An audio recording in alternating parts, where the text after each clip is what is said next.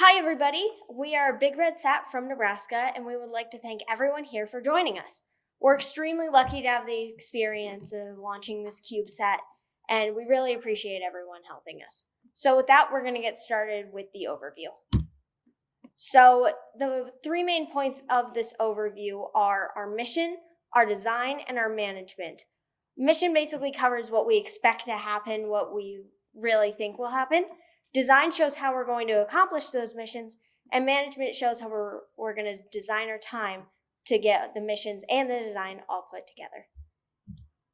So, some things we would like to do as we're receiving feedback today are we'd really like to gain some presentation experience, cover some blind spots, and we'd like to learn how we can make our design model and our plan just better and more efficient.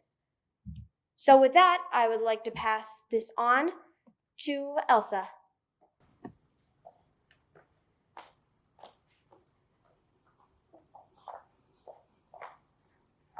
Hi, I'm Elsa. I'll be introducing some of our team members. Okay, so there's me, I'm Elsa. We also have Robert and Caleb, Gavin, Katie, Dylan, Casey, Andrew. And I'll be passing it off to Casey now to talk more about our mission.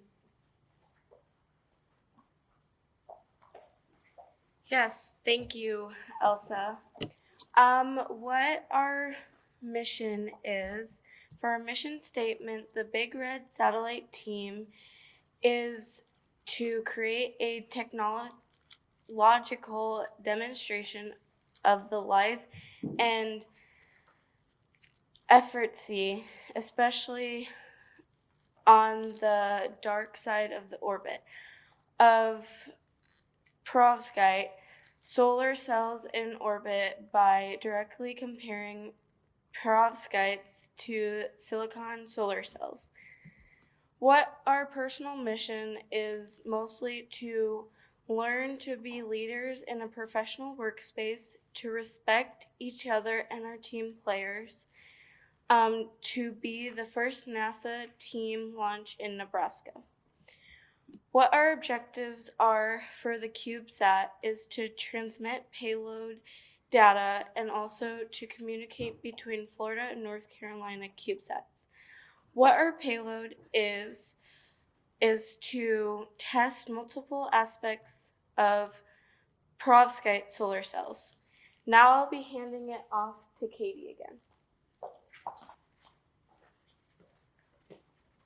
Okay, so our expected results for this are we would like to have communication between all the CubeSats from Florida, North Carolina, and Nebraska.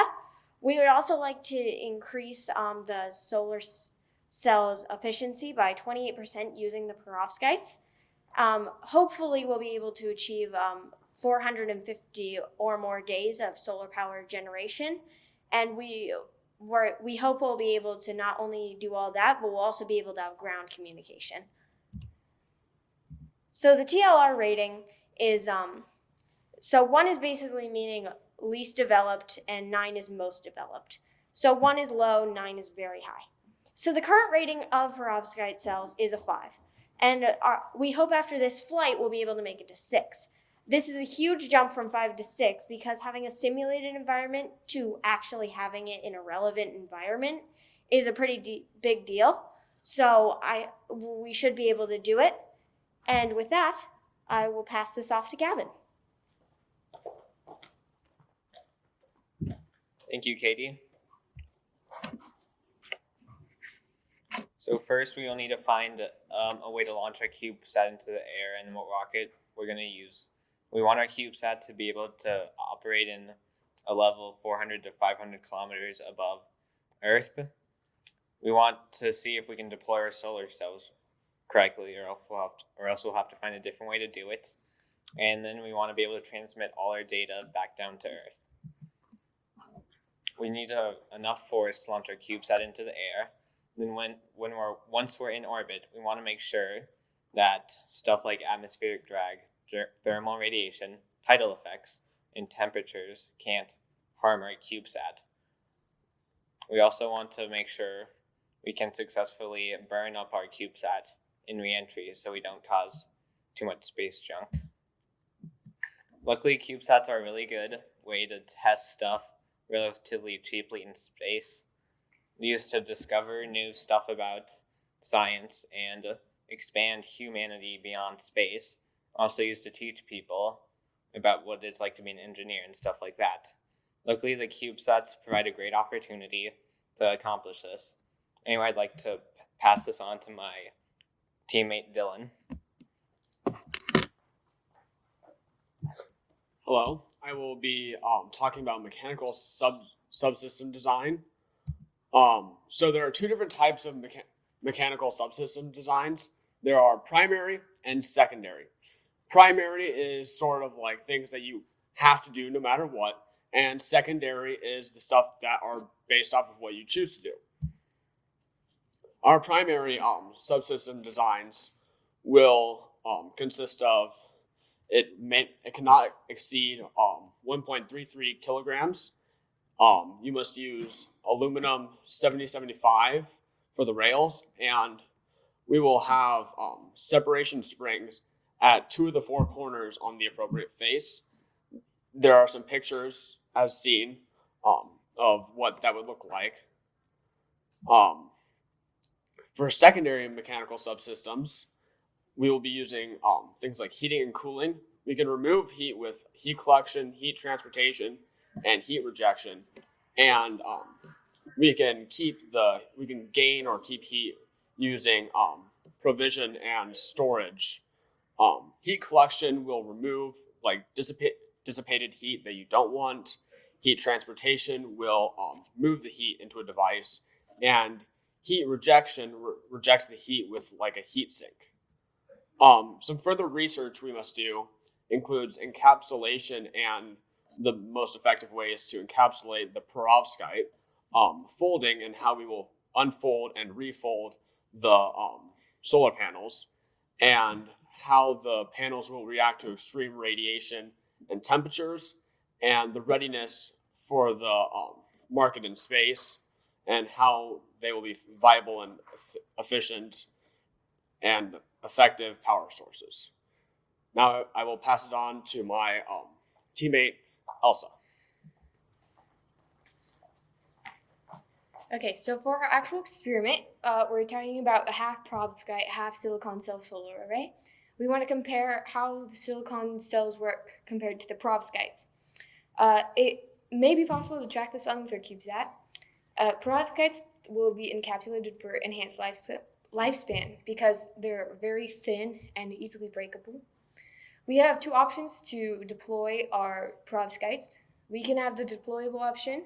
They have a better protection during launch from the vibration that could possibly break them. They can expand to a larger array than if they were non-deployable because it can be origami folded. But it takes more space in the CubeSat itself, so we have less room for our other systems. The non-deployable option, it takes less space because it'll be on the outside and it'll already be deployed. But they're not protected from vibration during launch, and they have less area than the deployable ones, but they're thicker panels for more support. Our mechanical systems risk matrix includes our temperature control system. If it overheats, it could be kind of dangerous because it could potentially break some of our systems. But the probability is kind of high. If we make it right, it shouldn't overheat. Our second is the vibration from the launch itself. The probability isn't that high if we protect the solar panels well, but if the vibration does break the solar panels, that would be bad. To protect them with the deployable ones, they'll be on the inside, so they'll be less likely to break. The CubeSat supports, the probability of having any problems with those is very low, and if we do end up having problems with them, it won't cause us very many problems. I'll pass it along to Caleb now.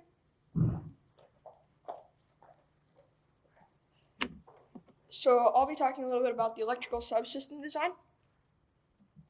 So here's a very basic overview of our plan for how the electrical subsystem will be laid out. So we have our basic solar cell on the right, connected to a voltmeter to test its power output, along with a perovskite solar cell on the left, also connected to a different voltmeter.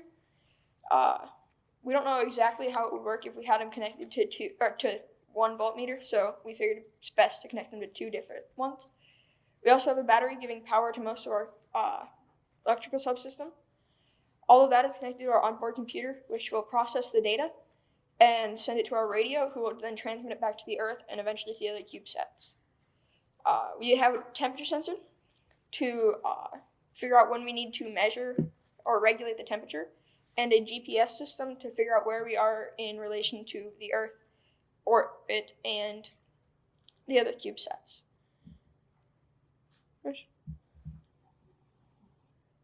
What we'll need perovskites to test our experiment, along with batteries to store the power to output it to the rest of our CubeSat. We'll need a temperature sensor to know when to regulate the temperature to either make it higher or lower if things begin to overheat or freeze, and a sensor to measure the output of power, such as a voltmeter, which we haven't confirmed that we'll be using a voltmeter, but that's the most likely. We'll need an onboard computer to control everything and send back the data, as well as a way to communicate to the other CubeSats through telemetry. So the main bus that we'll be using is the SatBus 3C2. It's an onboard computer specifically designed for CubeSats that is made to compact purposely to conserve payload space. And it uses an STM32H7 architecture, which gives it low power but high performance so that it can use less of our power that we can use then to distribute the rest, and also it just gives us what we need. It operates at 395 to 400 megahertz, which is what most radios and stuff that we would use to communicate function at. As far as telemetry goes, radio frequency would be the primary form of communications, which would once again be at 395 to 400 megahertz.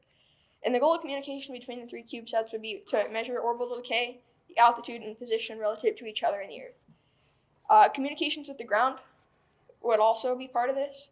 So it would tell us the voltage output of each panel as well as the temperature data to figure out what we need to regulate the temperature. Some of the main problems we'd run into would be communication failure with the ground. It's very unlikely since communication systems like this have been tested many times in the past. But if it does happen, it'd be really bad because we wouldn't have any way to translate the results of our experiment. If we had communication failure with the other satellites, this one's a little more likely since a network of multiple interconnected CubeSats has never really been tested before, or at least not that we could find. And it would not be that catastrophic as that's one of our secondary missions. So our primary mission would still be able to function without it. Another problem would be onboard computer failure. This is very unlikely, as this technology has been tested many times before in the past. So, but if it does happen, we'd lose all of our information. Our CubeSat would essentially be just floating in space. I'll pass it off to my colleague Robert for the special system design.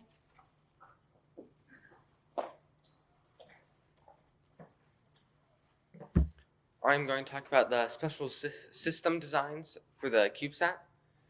A general overview of perovskites is that the mineral of perovskites is calcium, titanium, oxygen 3.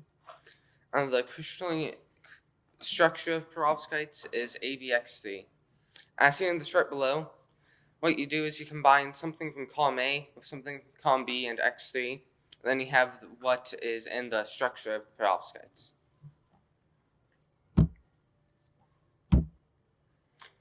Perovskites compared to normal solar cells.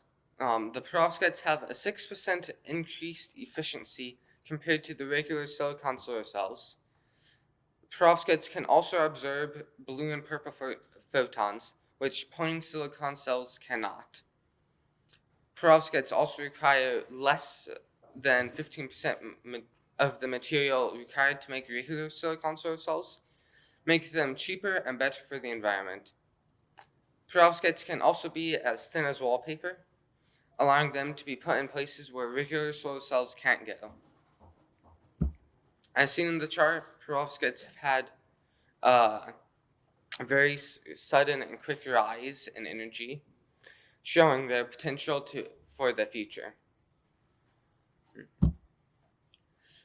In space, perovskites can potentially generate power on the dark side of the Earth because they can collect power with indirect sunlight.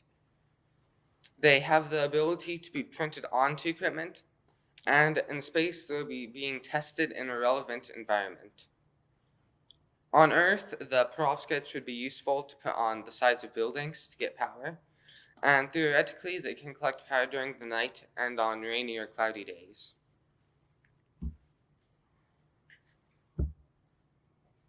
Our plan for perovskites will be to have a half perovskite, half regular solar cell array. The perovskite half will be of just plain perovskite solar cells, so they won't be a perovskite silicon combination. And we'll collect data on how much power comes from the perovskites facing the sun and not facing the sun, compared to the silicon solar cells facing and not facing the sun.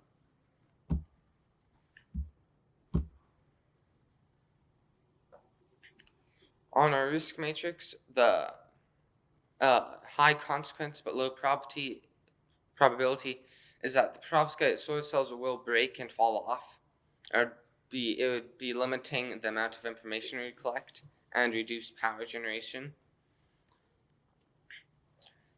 Next one is that perovskites and regular solar cells, they might not power enough energy for the CubeSat one, which would be very bad, but then we'd have data that you'd need more than just perovskites for the CubeSat, so you'd still get good data.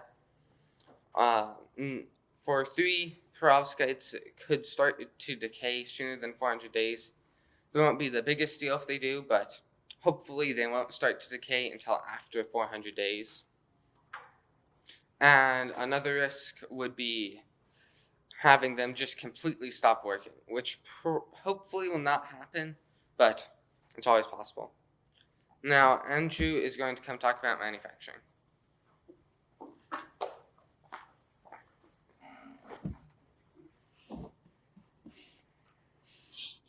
The first way to manufacture them is using spin coating to manufacture them. It's one of the cheapest methods, and the spinning process, it's one of the cheapest methods of production. Spinning process induces evaporation and connective self-assembly processes, which helps to remove impurities from the perovskite crystals. The method is ineffective for large cells, but will work for our scale. Material is spin coated in 2 phases of 1000 and 5000 RPM for 10 and 30 seconds respectively. The other manufacturing methods are drop casting. It's similar to spin coating, though it doesn't use spinning. Pros, it's cost effective, relatively simple, and no large equipment is required. Cons are a resultant layer thickness is erratic, leading to lowered efficiency. Roll-to-roll printing, another way of making perovskite cells, is individual layers of cells printed onto one moving sheet. Pros, it's very reproducible, cost-effective at a large scale. Cons, it's not cost-effective, or maybe even possible at small scale. The last 2 are spray coating, which is a large-scale variant to spin coating. Process is the same, except solution is sprayed on. Pros, it's cost-effective at large scale, produces reliable thickness. Cons, requires setting up various other systems. The last one is blade coating. Perovskite solution is pressed flat onto a surface and cooked. Pros, it's very reliable thickness, designed to stop hole creation. Cons, it's slower and possibility to waste lots of material. Why we chose spin coating? Because it's the most cost effective. It requires the least new equipment and process very quick compared to others. The most common method for small scale cells, lots of documentation. Next is Gavin. He's going to be talking about future testing and risk mitigation.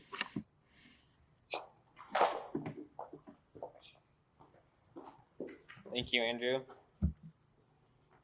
This section of testing will be more theoretical testing that we'd want to look into and do. And like a couple slides down will be more like physical, actual testing. First things we want to test and look into are lifespan. How long can these things survive in space before the battery decays? We could easily test this on real life. Efficiency, we want to test how efficient these are on Earth and see if they get the same amount of efficiency in space. From our research, we can tell they're efficient, so this shouldn't be too big of a deal. Radiation. Radiation decays electronics over time in space, so we want to look into a way if we could block some of it. But since the CubeSats are in a low Earth orbit that blocks most of space radiation that could be deadly. We want to do some thermal testing because we want to make sure our perovskite panels can last at hot temperatures. And vibration, we don't want to make sure our panels break when being launched up to space by the forces that could hurt them. And for any unknowns we come along the way, we want to make sure we're prepared enough that those aren't too big of a problem. Here's more of the physical testing that we could easily run. A heat test would be just putting like the perovskite panels under a heat source and see how hot they get until they start to decay. A freeze test would be the same thing, but instead of like heating them, we'd freeze them more because space has wildly different temperatures. Vibration testing, some companies have set up ways you can test some companies have set up ways that you can test how vibration affects your CubeSat. So we want to look into partnership with other companies. But if we can't, then we'd want to, there are simple ways we can test vibrations ourselves without fancy machinery. And then we want to run a vacuum test. The University of Lincoln has some vacuum chambers we could borrow, and we want to see if it works well in a vacuum and observe how outgassing reacts. And then trial testing is more just stuff like testing our equipment multiple times in all the subsystems to make sure it works well. Most of this will be done throughout the building process, and basically just making sure we're prepared. And I'd want to pass it off to my colleague Elsa.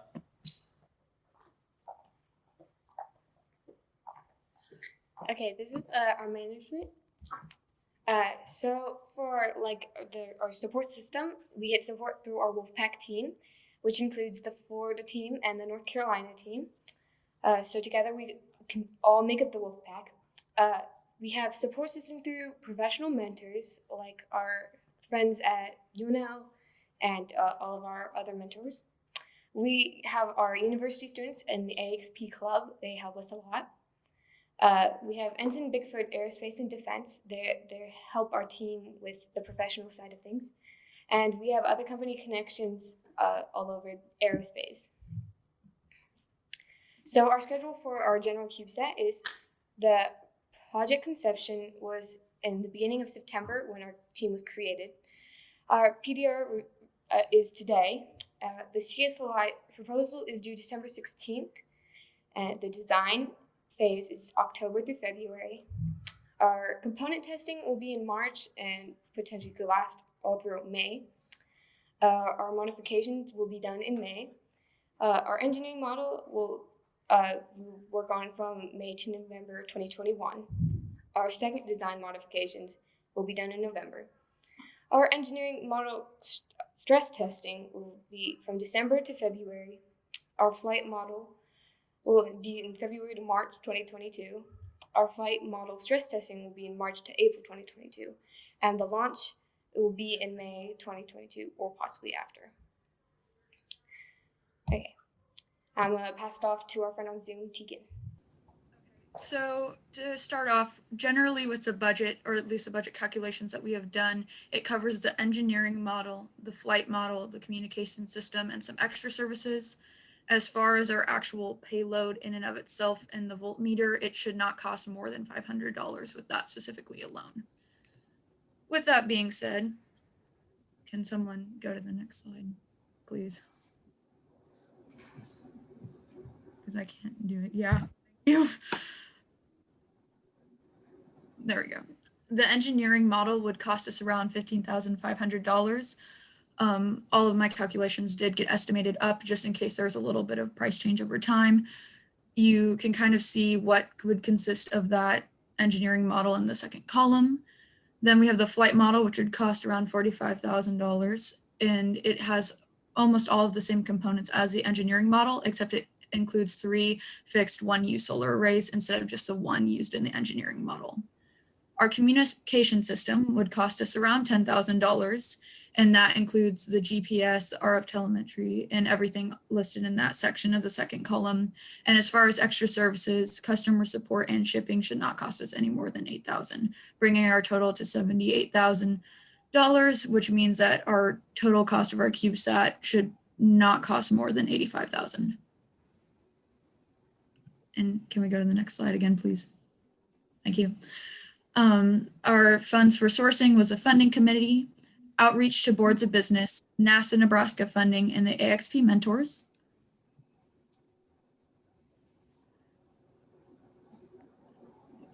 And with all of that being said, does anyone have any questions for our team?